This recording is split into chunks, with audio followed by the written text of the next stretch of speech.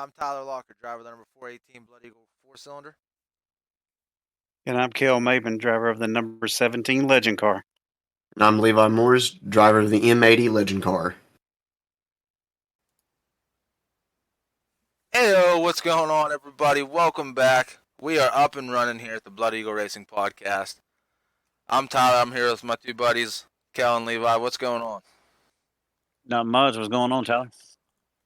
Same. What's going on with you, Levi? Oh, not much. Just enjoying the unfortunate weekend of not racing, but a weekend well kept with everything that happened to me the weekend before. Oh, for sure. We'll get into that. The we want to welcome everybody back, all of our listeners. We actually had some computer trouble and it took forever. Everything's backed up, parts, all that stuff. So it took us a minute there to get up and running again, especially with a lot of people starting racing season. You know, some are just getting into it, and some are still waiting. So, hey, we're back at it now, and it's going to be a good time. So, but I know, Kel, you took off last week. I know you raced the week before. But before we touch in on that, Levi, go ahead and tell us how your race season has started. You guys start down there a little earlier than us, and you guys got two races in so far, and so go ahead and tell us how your season started and where you're at. Well, going into talking about like the very first race, which was it's been 3 weeks ago now, was at Atomic, maybe 4 weeks ago. Who knows? Rain's actually canceled a lot of our early season races so far, but the race went fairly well. We had a decent turnout, which um, it was definitely a full moon out race because anything that could go wrong was kind of going wrong with the race. Went into the heat race after which they had to jumble all the schedule around because of the live TV commitment for the Lucas Oil boys. But by the time we finally got out for our heat races, ended up going into overtime. They actually called our race off early, so I probably only got first race out for the year. I may have only gotten a total of 10, including hot laps, 10 fully powered runs around the track. So it was kind of interesting getting the rust knocked off and actually getting back to it and find out what's going on with the car. But was lucky enough I brought home a top 10 with that race, so I consider myself lucky on that one. Then going into the next race, which was this past weekend, was at Brush Creek. Car felt great. That's probably one of the best that car's ever felt, especially going over to the dirt tire now. Wasn't exactly expecting. Well, didn't really expect to know what was going on with the car. Everyone keeps telling me this is what this tire is going to do, but it's entirely different thing when you actually get in the car with that tire on it to feel it for yourself. Qualified decent. I was on the back side of the halfway mark, but put me in a decent starting spot in the heat and ended up coming home in fourth. But features were all heck broke loose on me. There was a single car spin whenever I worked my way up from starting 12th. I was working my way up fighting for 7th to 6th, somewhere around in that area. And a car, I felt so bad for the guy because it was his very first time ever being out in the car. Lost a little bit, and I read that he was going to go low, and in turn, his car did a 180 and came right up in front of me, and I freight trained the guy. So caution flag flew and all that, and unfortunately, I hear the back of the pack I got again, and got going again. Several green flag laps, then followed by a couple cautions that not really much going on. But then we had one. I'd fought my way back up to ninth, I believe, out of a starting field of 16, and two guys got together. I'm not exactly sure who hit who or who did what to spin, but unfortunately, my brakes went out. That guy spun, and I clocked another guy.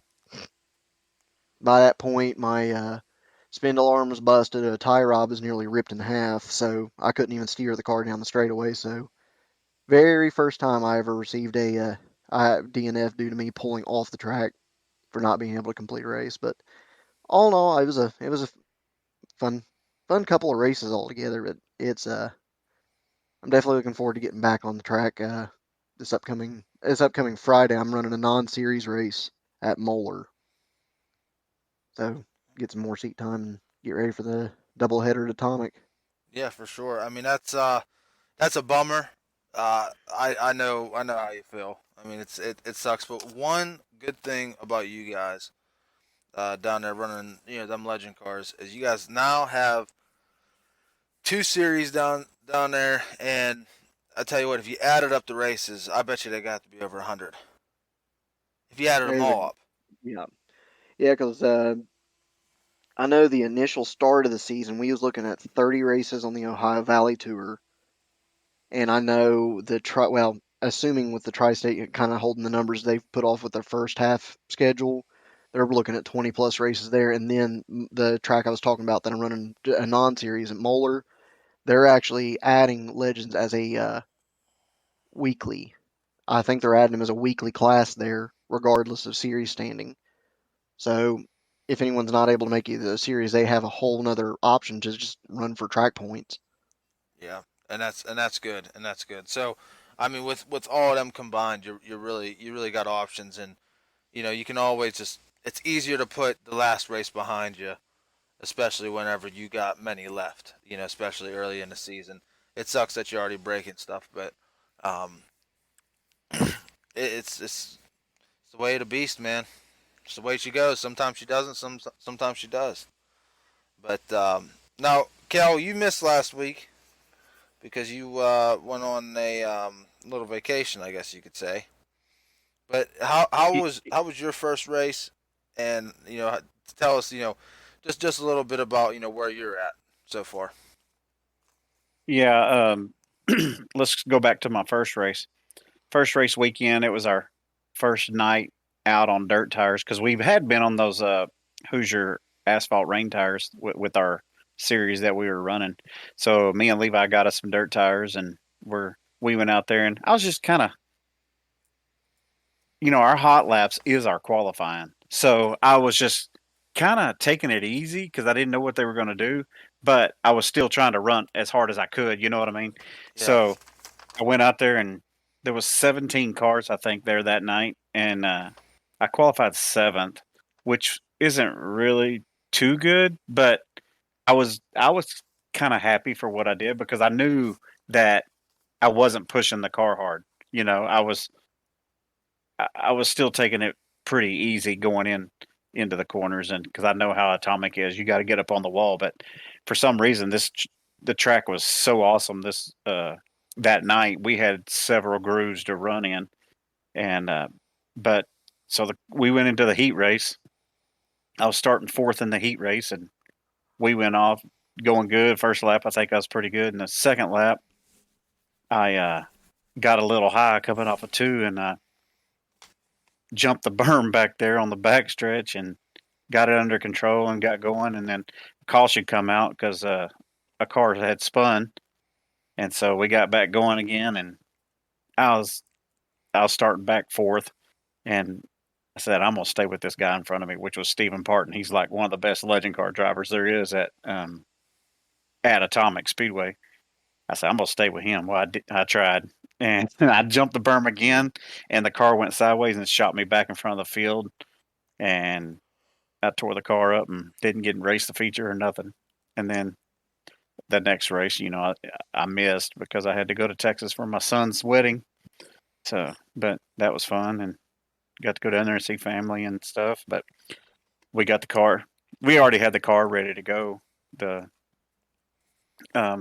like 2 days after the Atomic race, so it's just been sitting in there ready to go and waiting on some new dirt tires to come in whenever that is. yeah, Everybody's having trouble getting tires anyway. So, but we're because I tore up one tire and one wheel, so now I only got three,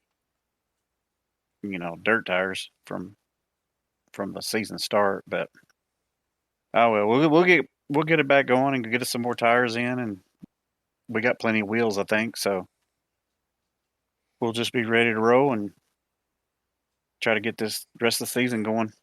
yeah, for And sure. That's the difference between dirt tires, asphalt. Just the same as if we would go to a dirt tire, how much it would change the cars. How much more grip, how much more bite you'd get out of the cars.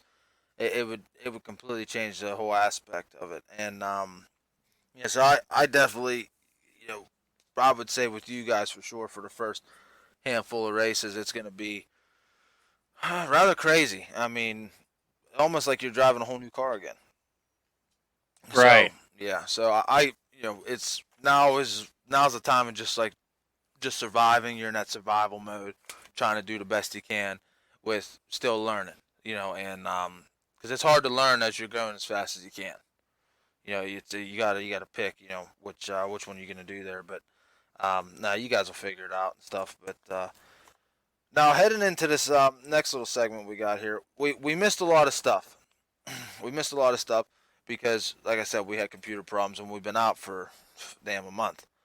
But just a few things. We're actually working on a website now. We're going to get a website up. We're going back to our weekly. Every week, we're getting the podcast out. At least, we're going to try to keep the everything updated on the website.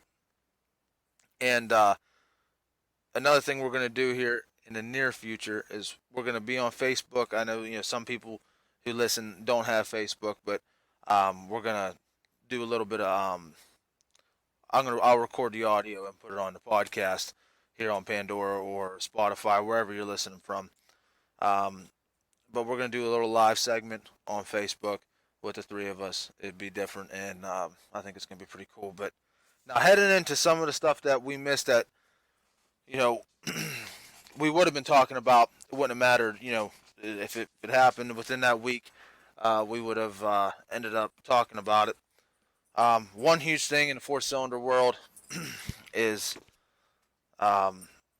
this crash at Winchester. It happened about 3-4 weeks ago. Yeah, that was bad. Yeah, I did remember the gentleman's name or the kid's name. I don't even know how old he was. Still, it's a shame. It really is, and just goes to show it can happen right now. It doesn't matter what kind of car you're in. It can happen. So, from the video that I saw, and you know what? I mean, a lot of people, they're gonna have different opinions about it. I'm just saying, if it was me who passed in the car, how I would look at it would be, I would want people to see it so they know that can happen. And you can learn from it. Exactly. So, Safety for the officials and rescue, squads and stuff like that. I mean, well, the crash was a racing ordeal. Stuff Right. like that has happened many a times that I've seen, many of times. One thing I don't understand. So people who don't know Winchester, I never been down there. I've only seen videos. There's a wall inside, wall outside, and I believe they come on a track from turn 4. I believe so. I don't know if they go in on the backstretch or what that backstretch opening is for. Maybe it's for emergency vehicles. Who knows? But the that opening on the backstretch, from what I could see on the video, there was no overlapping. And what I mean by that was yeah. the wall, before the gap, didn't kind of go out towards the track to block that the starting of next the wall. opening. Yeah, the starting of the Right. wall. Yeah. So I saw that and I was like, what in the world? Who designed this? yeah, that was very unsafe. So it looks like there's almost just a hole in the wall. Like, there is a gap in the wall, obviously, so vehicles can get through. But from that's what I saw. Maybe it is overlapped. Maybe it was just a bad angle. It's very well possible. I've never been down there. I'm just saying, from the angle that I seen the video, it didn't look like that. And so they're racing and they come out of 2, and just uh, the car ended up, he was coming up the track. I'd have done the same thing. I've done that many times. I'm cutting the guy off, pinching him off, and then I'm gonna get into 3, and we're gonna sort it out. Well, when he came up, he got turned a little bit, and them cars are moving. I mean, it don't matter, 60 mile an hour, 70 mile, it doesn't matter. You're still moving enough, and you're on dirt to where he ended up getting out of control. He smacked that wall, bounced back, and then he got slammed again, and then the car started flipping. From what I saw, he at least flipped 4 or 5 times. He was flipping, and at some point, from the hit to the car stopping, he ended up passing. And very vicious, very violent. Um, very violent rolls. That smack, man, I can still hear it. That big that crunch. It's just you never know. Now I heard a few different things. I got no one to confirm it, and I'm not going to ask anybody to confirm it because it's just it is what it is. Both of them that I heard are very. It can happen, whether his seat mounts broke or he wasn't wearing a neck brace. I don't know what happened. I don't know if his belt broke or his whole seat broke or I don't know. I don't know. But either way, it's no good. So, and where I'm getting that from is I watched. I was on a few different Facebook pages, and some of the rules now that are getting implemented is talking about your seat mounts and it's talking about your neck brace. So I got to talk to Rob. I want to see if a neck roll is good enough, or if not, for the SCDRA, I always wear a neck roll. I don't have a Hans device or nothing like that. I mean, hell, I've been running a neck roll since '07. So, and I've been in many, crashes, and I mean, we're getting faster, but I've been in many. I mean, so I've hit the wall Right. straight on and all that and everything. So, but I could see if they want the Hans device. I mean, I get it. It's just something that I'm not comfortable with. I don't like not being able to look. I just can't look. I know there's some that you can, but yeah, I know they're pretty pricey. So because hey, this year, people are gonna have to understand, kind of switching off this just real quick, and we'll come back. It's gonna be a tough year for everybody. I don't care who you are. I don't care how much you make or how much, unless you got a full ride and you're just riding, driving for somebody. Price of gas is through the roof. You can't get parts. And when you do get parts, you got to pay out. You got to pay out the hind end for them. It's just every which way you look at it, racing this year has gotten more expensive. When a 5 gallon pail of VP 110 is $100, and that's what only some people can run. You know what I mean? I mean, it's how can you afford it? Especially for we're for the small town guy. So I mean just the small driver who runs pure stocks or bombers or legend cars or 4 cylinders or whatever it is. But we're not late models, modifieds or none of them guys. Sprint cars. It's for the little guy, the 9 to 5er who wants to race. Right. It's just gonna be Hmm. hard. So I understand the safety. You got to be safe about it. But there got to be some limitations. I mean, it sucks. That's a hard thing to talk about. You know what I mean? To trying to be as safe as you possibly can with being on a budget because it really doesn't work. So I mean, I know what some people will say. Well, you got this much money in your car. Why can't you fork up $800 or $600 for a like one of those Hans devices that you can look around? Well, it is. I don't know. It is what it is. I guess. That's a good point. You shut me up, but um, it's just like I said. But that was this year coming up. It's just absolutely insane with the inflation and stuff. But yeah, going back to that, we do send out our condolences though to the family and everybody involved. I mean, the guy who was involved in a crash, he's got to feel like heck because I know I would. So um, Yeah. that's just a bad deal all around. This is a bad deal all around. So it can happen quick. I mean, I hate it for the family of that kid. Hate it for the guy that they got to it with him, and then I hate it for the track. You know what I mean? Just don't. Sometimes tracks get bad raps for you know stuff that happens. Yeah, and So and, and this is what we talked about it last year. With certain drivers that just it doesn't.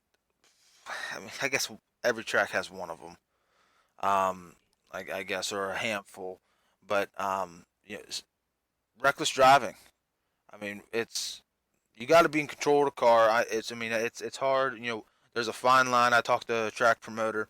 He said there's a fine line between out of control and it looking like you're out of control, if that makes sense. And you got to have good racing. It's not a derby. Um, Good hard aggressive racing. I'll run right up against somebody. I'll get so close you can't fit a piece of paper between us. But I have no intention of hitting him. It's just Right. I'm an aggressive driver, but trust me, I can't half the time I can't get through a race without braking.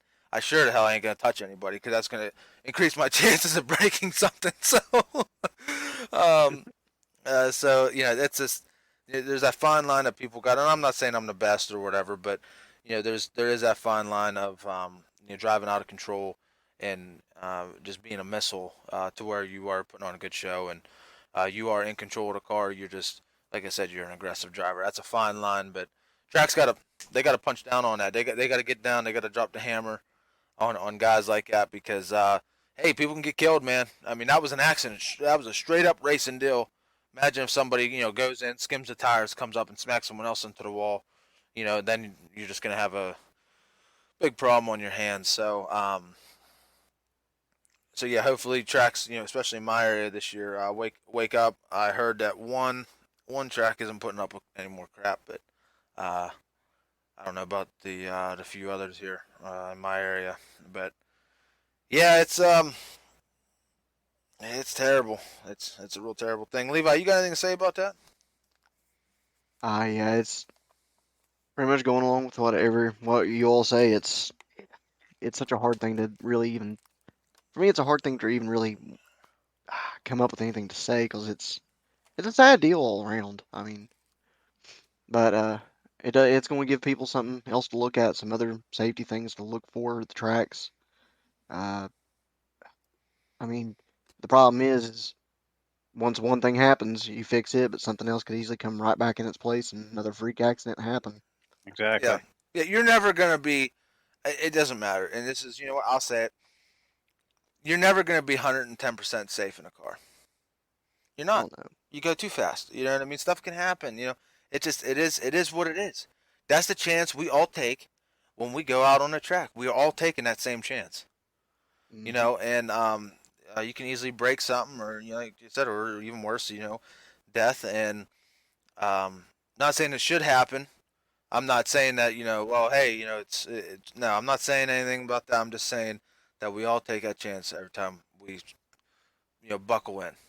But there's definitely It's stuff that we could do for sure. Like I know there's guys out there who got. See, your guys is all built from a man, like I guess you could say a manufacturer. Ours, we build our stuff. So um, I know a lot of guys have probably seats bolted to the floor. That is a terrible idea. Absolutely terrible. I've seen firsthand what a cage collapsing in on you is actually pretty damn scary. So, uh, and mine wasn't even bolted to the floor. It's just it snapped. I had a piece of plate that came out and then it wrapped around and it was welded to two different parts of the cage, but it ended up snapping because the hit was so hard. Um, Wow. yeah, yeah, and it didn't snap where the weld was either. I'm a pretty good welder. I'll say that. I'll say that. It didn't snap where that weld was. It ended up I mean it was I mean it was it 3/8 or 3/16. Metal. It just bent and then it just got to that point to where it snapped. And I mean that happens. I mean that's just you take a car doing 65 mile an hour to the door. I mean it's something's gonna give. Something is. So, but that's kind yeah, of one thing we have a luxury with the legend cars is the way they're designed is they're kind of designed to fly apart whenever they take a hit. Like everything's designed to break, so all that just shows like how much force actually gets applied to something like that for a piece of metal to just snap. yep, yep, Like and that's one of the things I like about the purpose built chassis we run is it's designed for the things to break on its way to the roll cage, so that way it just softens the blow as much as it can. hmm Which it's a like just talking about that whole thing in general. It's like it's a sobering thought because like that one wreck I got into. I was barely off the throttle whenever I clocked in that first wreck. All it would have taken is me to pull up just an inch or two more on the track, or his car to react a different way, and I could have been cartwheeling. yeah, Because the way those legend cars, with them being semi-open wheel, I mean, all it takes is two tires in contact, and there's a car rolling. yeah. And they're so light. They're so light. You know, I It's mean, just That kind of stuff right there is just stuff you don't think about until you see the worst outcome of a wreck, Oh, for sure. and you go back and think. You go back and think about everything that's happened. It's like this could have gone way worse, and Yeah. it's a sad reality when it actually does do something like that. Yep. Yeah. Oh, for sure. For sure. And yeah. So I mean, I know, like, I ain't gonna. I tell you what. It's so there's a. You can go on Summit. Let's say if you're building a 4-cylinder, you can go on Summit right now, or uh, wherever actually, Speedway, and you could get these all star universal cages. Okay, so in my 4-door, that's what I had. I had a all star universal cage, and I built it. I had angle iron running across like the floorboards and stuff, to where I welded the pipe in, and I did it, the way I thought, it should be done. And just a what's absolutely nuts is I ended up taking a hit last year in that car, and this is why I won't. I add bars now. I'll do whatever I got to do to make sure that car is completely safe, as safe as I can possibly make it. Because your cars are engineered. A late model is engineered. That's all. Somebody sat down, a manufacturer sat down and figured out the geometry and all that other BS to make that car, make them tube cars and stuff safe. And anyways, last year I ended up taking a hit right at my center post there. It was a 4-door neon. I took a hit there, and it actually bent in an S shape. My uh my back halo. Yeah, ended up going up. Yeah, it ended up going up, and it ended up doing like a little S, and then, like I said, it went into the halo, and that's my main support. That's where that's the highest. That halo there is the highest point in that cage, and that thing was bending. So I said, hey, after that, I don't think so. And I mean, it was a hit, but it wasn't crazy. But um, yeah, it ended up bending it, and after that, I says, no bueno, I ain't doing that no more. So now I run, and I didn't have no down bars in that one, but I run down bars and some extra bars, running crisscross each other to just make it as strong as I can. But a lot of guys now in them 4-cylinders, they are straight up gutting them, and they're ruining the integrity of the car. I mean, they really are. When they're cutting them backs out, I don't care. When you're cutting the backs out, you're taking strength away. And if you're gonna say, well, I do it for weight, well, then if you add bars, what you just cut out has nothing to do with, you just added the weight back. I mean, it could be an aerodynamic thing or whatever, but the way I look at it is, uh, just honestly, it should be the floors. Nothing should be messed with. You got to do some rust repair. You do some rust repair. You fill it back in with tin, or whatever, to try to make it stronger, or whatever you got to do. It's I mean, as soon as you take that integrity out of the car, that car's going to start crunching, and that's why nowadays, I mean, cars last one decent wreck, they're done. There's so many cars out there that end up getting all twisted and stuff, especially in that back end. You take a hard enough hit. I've seen uh, towers, strut towers bend.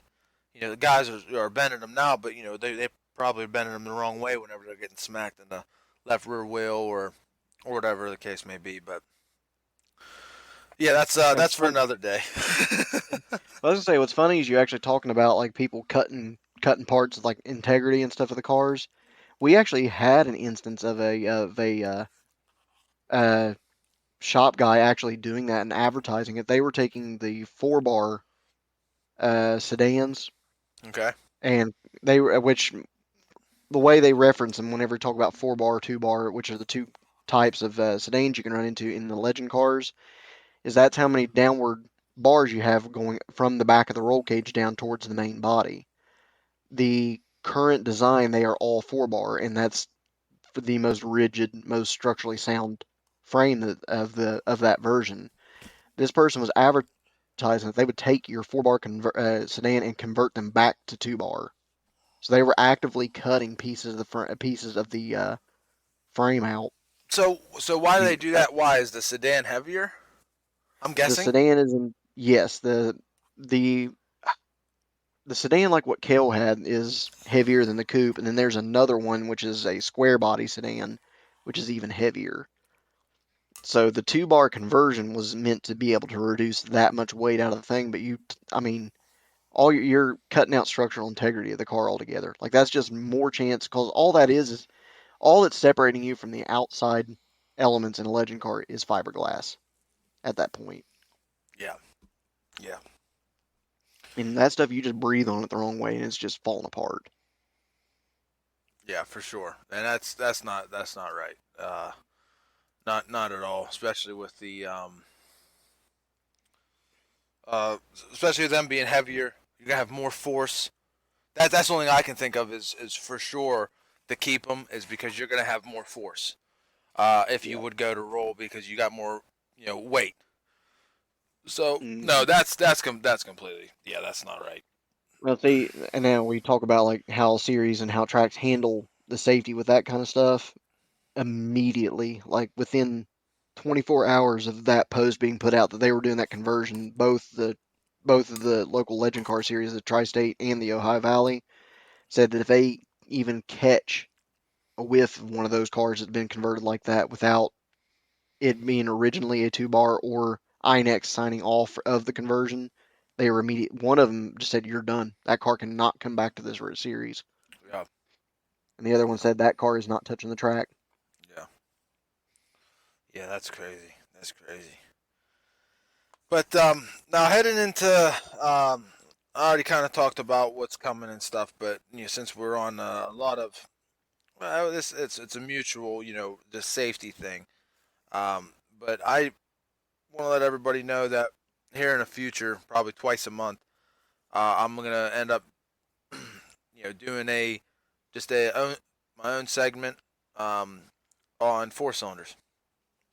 So it gives people who want to just hear 4 cylinder stuff that, and then maybe Kel and Levi can do legend car stuff, and so I mean you get both of us or all three of us here, for the main show, and talk about racing and different things of that nature, but not specifically class, not specifically for class, and then like I said, about once or twice a month, we'll do like a recap of the month. You know what I mean? What we saw.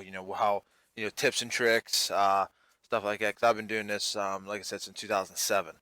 So I did take like a 5-6 year break, but um, I mean, yeah, something's changed, but not much. Uh, the more you can do more stuff now with the cars, but it is essentially the same thing. You're always trying to get the next step up. But for people who are just getting in to racing and maybe looking for some advice, uh, I think it'd be perfect. And that's what we're here to help everybody have a good time.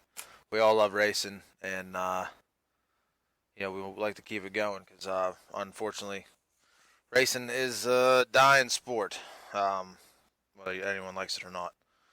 But heading into some news, there is one person I want to give a shout out to. It's a good friend of ours, an avid listener, Jacob McDaniel. He's from Torch, Ohio. I don't know how close that is to you boys out there. But he ended up picking up his first win. It came at a price. He had a little bit of Tyler luck. That's something that happened to me. And I would definitely cry. But he ended up taking it checkered, unfortunately on a blown motor. And Oh no. yeah, oh no. and Oh, Oh my and gosh. yeah, I would straight up cry. I don't even care if I'd win. I would just straight up cry. But yeah, he ended up. I talked to him, a little bit in the off season and stuff, and he was building a Cavalier. Or he had one. He got it redone. I can't remember off the top of my head. But he ended up having a cavi and getting a cavi ready for the track, and he ended up taking it out. And what's hilarious about it is I saw this video before uh, before he sent it to me, and I mean he was out there, he was busting tail end. He really was. He's doing a great job. And heading into 3, you saw a big old flame ball come out. Hopefully he can salvage some stuff off of that motor. I doubt it. When you grenade them, they're done. You mess up everything. So he put a big old hole outside of the block, and all that. I've been there, so I know how that feels. But yeah, so congratulations to him, and hopefully, now he can, still be competitive with what he has. I mean, even though, I know for myself, if anything would happen, I would probably lose 10 spots. So, but hopefully he can get everything back to where it is, and go out there and keep doing good. It was, good. I guess you could say kind of a good start because he got a win. He's probably first in points, but he's down a motor already, and we're just halfway into April here. So, but no, shout out to him. He's a real good dude, and like I said, he's an avid listener of the podcast here. We got to hook him up, Kel. We got to get him a few stickers. All right, I got some. Okay. How far is Torch from you guys, or don't you guys know? Not off the top of my head. I do. What's the name of the town? Torch, Ohio. Torch. Yeah. Okay. But now, heading in some SCDRA Northeast news, two things happened. Well, one thing happened. Another thing that's gonna happen. Yeah, congratulations to Andrew Smith. He ended up taking home the 5K at Winchester. They had down there that Rob and all them guys do a great job, and so congratulations to him for that 5K. And this week, actually done by you guys, or this weekend coming up, the 16th, Atomic. There's 2,500 to win. It's $150 to take the green. They got hot laps, time trials, heat races, Bs, and then features. So of course that's going to be a heck of a show down there. Yeah. So I mean, Is it Atomic? You said? yeah, it's at Atomic. Wow. Yeah. Close to us. It is close. Very close to us. If my car was done, I would think about it. Hurry up and get it ready. Yeah. What date is that? 16th. Like next weekend? Yep, next weekend. Holy cow. Yep. Yeah, you need to get it ready because we're off. Yeah. If I mean, they already tried starting up here, but no one's got anything in. It's too early for us. It's too early. You ain't racing until May. It sucks, but you ain't racing until May. It's just we get too much rain. It's unpredictable. I mean, heck, we got snow today. So it's just and we got rain for the next 7 days. So it's just it ain't gonna happen. There's a chance of rain for the next 7 days. It's just gonna be too wet. And the tracks are gonna be terrible because it's so damn wet. And it's gonna be the first time that cars have been on the track, so it's gonna be rough as heck, and it's just gonna be a bad ordeal. So you're better off just waiting until that ground completely unthaws and it's starting to dry. And normally that is, especially the last 2 weeks of April starts to ramp up. May you're gonna be racing. So, but I forgot to tell you. Actually, I don't think I told either one of you. Levi, you might have heard me and Jordan talking about it the other night. But Thunder Mountain, place about, I'd say about 45 minutes from me. They host a World of Outlaws. They've been hosting SCDRA Northeast for I think the past 2 years. This was going to be the third. Ended up shutting down. Another track down. I remember you actually. You were telling me about it the other day. Just one random time, both of us hopped on, was just chilling on Discord, and you just tell me they're gone. Yep. And it was a complete shock to everybody. But I guess what happened was the gentleman's wife or somebody, I don't know, or it was him, ended up getting another job and having to move. So, oh my gosh! I mean, is that really what happened, or were they just sick and weren't running and they didn't want to run it no more? You never know. Where was that track at? What track? Track I'm talking about? Yeah, Thunder Mountain. Thunder Mountain. Yeah, it's up here by me. Oh, Yeah, wow. about 45 Yeah, minutes. I mean, do you not listen to me, Cal? Yeah, I just didn't know the city. I was trying to figure out the city. Oh, the city's Brookville. I was gonna Brookville. say Okay. the Thunder Mountain was one of the ones we talked about going to when I came up last year. Yeah, if they weren't racing, if Doug Holler wasn't going to race, we're going to head up there. But this year, I think we're going to go to Roaring Knob if you come up again. So Oh, I plan on it. yeah, come up for the races. But You know, We'll come up for uh, that wedding. yes, both of you. I hope that'd be cool.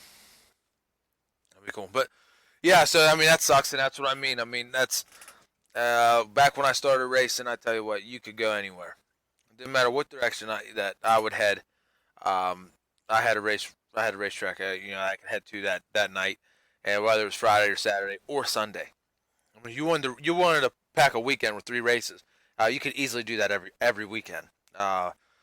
And what was nice about that was if one canceled early enough, you always had time to go to the other one. Because I mean they were an hour and a half the other way or the opposite way, and the weather could be different. So it was real nice. Now, man, it's starting to get more narrow and more narrow. It's just, I mean, you got tracks are shutting down because, um, liability and the insurances are probably ridiculous, and and they probably ain't getting the cars or they ain't getting the fans or whatever the case may be.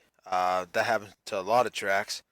Um, so it's just like I said. Unfortunately, I mean, I can see it. I mean, racing's dying. I can see it. I mean, I love it. And I hope it don't go nowhere, but a lot of tracks around. You either have the one that flourishes and is packed and it's got a bunch of cars, or you got the one that don't have nothing. So and they're struggling to get a 10 car field. So that's why I mean it's going to be 4 cylinders are going to really be taking over. I mean it's especially up here. They already are taking over, but it's just going to get worse because a lot of guys ain't going to be able to run the big stuff, and if they want to race it bad enough, I don't know if they'll hop in a 4 cylinder, but a lot of new guys coming in will because it's going to be the cheapest option. Well, our fields and legend cars are still pretty big. So well, I mean, they're constantly. That's what's happening to us is they're growing down here because that's for us down here. The legend cars are kind of like the way they're growing is kind of like how the 4 cylinders are for you all up in PA. Yeah. But we do see the SCDRA come down this area, and usually when it's an SCDRA show itself, they are usually really good. Well, I mean, you saw firsthand, Yeah, Levi, the difference between Ohio 4 cylinders and Pennsylvania 4 cylinders. yeah. It's night and day. So, I would um, say actually it's honestly the best way now that we have so many of them in our region is the legend car culture here is how the 4 cylinder culture is for you all. It really is. That's to me seeing both ends of the racing world there. That's exactly the parallel it's happening. yeah, yeah, for sure. Especially the way you guys are growing, and you know, um, I mean, up here it's just it's the biggest class. So, I mean, whether anyone likes it or not. I mean, I was, like I said, I took the pure stock on the back burner, but at the end of the day, I mean, I like the 4 cylinder. My cousin wants me to get out of it, but he wants me to go to stuff he knows, which is like small block stuff. But it's just, man, I just once you get in it and you're somewhat invested, it's hard to get out and jump up just because you ain't getting what you're getting out of it. And hey, it's just I don't mind them. I like them a lot. A lot of people say, well, it's a respect thing. At the end of the day, there is nothing to be ashamed about running a 4 cylinder. There is absolutely nothing. Because I want to talk to whoever, and I just want to tell them how the opportunities I have to run for big money. And for a quarter of the cost, yeah, I got my car that they got in theirs. So who is part of my French? Who's the dumbass? So I mean, I don't like swearing on here, but I mean, I get worked up over that. That's why I started this podcast. I get worked up right. over stuff like that because Nobody should be looked down upon. Everyone should be treated equally and fairly. And that's it. That's why that whole that winter freeze was a joke, 110% a joke.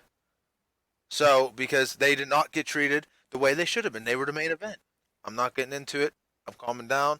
It's almost my bedtime, so I need to take a chill pill. Yeah, I'm not into big time four cylinders like you are, which is okay. But they did get done wrong down there at Screven. Yeah, that was ridiculous. yeah. So yeah, well. Don't get worked up. Don't Yeah, get I'm not. worked up. It's I'm over. going to bed soon. I'm going to bed I soon. thought I gotta that's- calm down. I thought for sure that's where we were heading. Yeah, no. I had to yank the horse back, and it's in a barn. I put that one in a barn. But There you go. but actually, we've been going You on. take my saying. Yeah, you know it. You know it.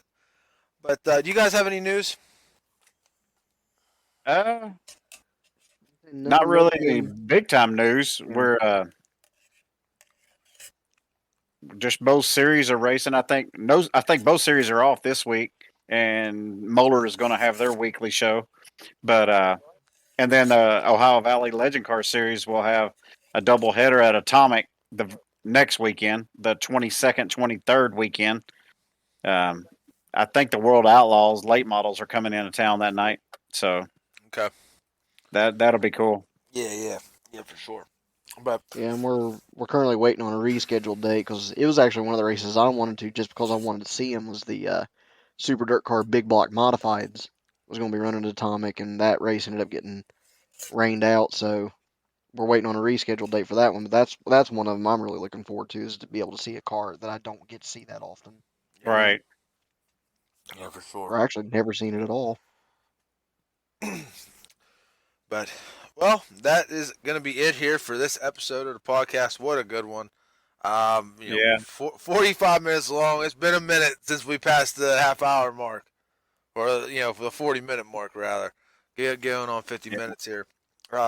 We got some awesome sponsors we need to thank. Of course, that we do. Go ahead, Kel. No, we got to thank Cole DeMint with First Guardian. He's and that goes to show like that race where that kid got killed. Yeah. Having that First Guardian thing on your helmet. If there's something that say he just had some injuries, they could scan that code and find out if he's allergic to anything or needs a phone number to a family member or something like that. Yeah. And that would have been helpful for the crew there. So, but anyway, and the other one, Swartz Race Cars over in Menford, Ohio, they're your one-stop shop for us Southern Ohio guys. If you need race car parts, it's kind of the place to go up here in Ohio. So you don't have to travel to North Carolina. So get parts or wherever, not just North Carolina, but anyway, we appreciate those guys coming on board, and I'm working on a couple more to come on. So we'll be hopefully in a couple weeks we'll have them lined up to announce that. Yeah. For sure. Exciting stuff. This year is going to be great for the podcast, for racing. I can just feel it. 2022 is going to be absolutely fantastic. So, but all right, Yeah. we will catch everybody next week for the podcast. Make sure you keep an eye out for the Blood Eagle Racing website, and keep a check out on our Facebook page. We'll see everybody later. Worldwide.